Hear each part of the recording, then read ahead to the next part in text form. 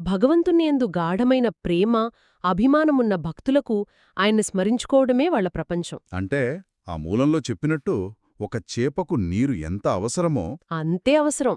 భక్తుడికి భగవత్స్మరణ అంత ముఖ్యం. ఇది కేవలం ఒక పూజ లేదా ఒక ఆచారం కాదు. కాదు. అదే వాళ్ల జీవితానికి ఆధారం, పరమార్థం, వాళ్లను నడిపించే శక్తి. వాళ్ల ఉనికికి అదే మూలకారణంగా భావిస్తారన్నమాట. ఆలోచనా విధానం కేవలం వాళ్ల మనసులోనే ఉండిపోదు కదా, అది వాళ్ల పనుల్లో, వాళ్ల ప్రవర్తనలో కూడా ఖచ్చితంగా కనిపిస్తుంది. నిజమే. అక్కడికే మన మొదటి సోర్స్లోని మరో కీలకమైన అంశం వస్తుంది. అదేమిటంటే వాళ్లు చేసే పనుల ఫలితాలను భగవంతునికే సమర్పించడం. అవును, ఫల సమర్పణ. అంటే జయాపజయాలను దైవ సంకల్పంగా చూడటం. కరెక్ట్. ఈ దృక్పథమే వారిలో సమత్వ బుద్ధిని పెంపొందిస్తుంది. సమత్వ బుద్ధి అంటే సుఖదుఖాలు, గెలుపోటములు ఇలాంటి ద్వంద్వాలను ఒకేలా స్వీకరించే మానసిక స్థితి. వినడానికి చాలా బావుంది, కాని అది నిజ జీవితంలో సాధ్యమేనా? అంటే తీవ్రమైన నష్టం వచ్చినప్పుడు లేదా ఊహించని కష్టం ఎదురైనప్పుడు కూడా ప్రశాంతంగా ఉండగలగడం, అది మానవ సహజమేనా? ఇది చాలా ముఖ్యమైన ప్రశ్న.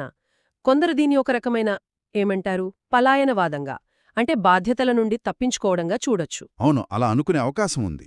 కాని ఈ మూలాల ప్రకారం ఇది నిస్సహాయత కాదు, ఇది అపారమైన నమ్మకం నుండి పుట్టే ధైర్యం. ఫలితం నా చేతిలో లేదనే స్వేచ్ఛాది. దీని అర్థం చేసుకోటానికి ఒక మంచి ఉదాహరణ ఉంది. చెప్పండి.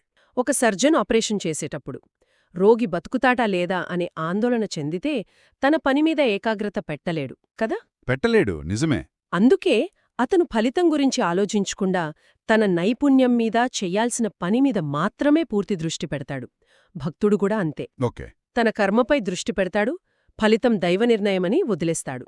ఆ స్థిరత్వమే సమత్వ బుద్ధి. వావ్, ఆ పోలిక అద్భుతంగా ఉంది.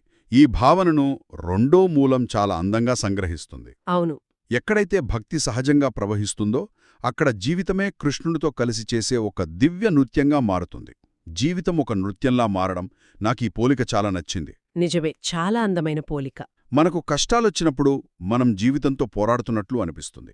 కాని ఈ సోర్స్ ప్రకారం మనం దేవుడితో కలిసి డాన్స్ చేస్తున్నాం. అవును, తప్పకుండా. ఆ వాక్యం మనం ఇప్పటివరకు చర్చించుకున్న విషయాలన్నిటికీ ఒక అందమైన ముగింపులాంటిది. భక్తి సహజంగా ప్రవహించినప్పుడు, అంటే బలవంతంగా కాకుండా మనసులోంచి వచ్చినప్పుడు, జీవితంలోని ఒడిదొడుకులు పోరాటాలుగా కనిపించవు. అవి కూడా అందులో భాగమేనా? అవును, అవి ఆ దివ్య నృత్యంలోని సహజమైన కదలికల్లా అనిపిస్తాయి. నిరంతర భగవత్స్మరణ అనేది ఆ నృత్యానికి నేపథ్య సంగీతం లాంటిది. ఆహా,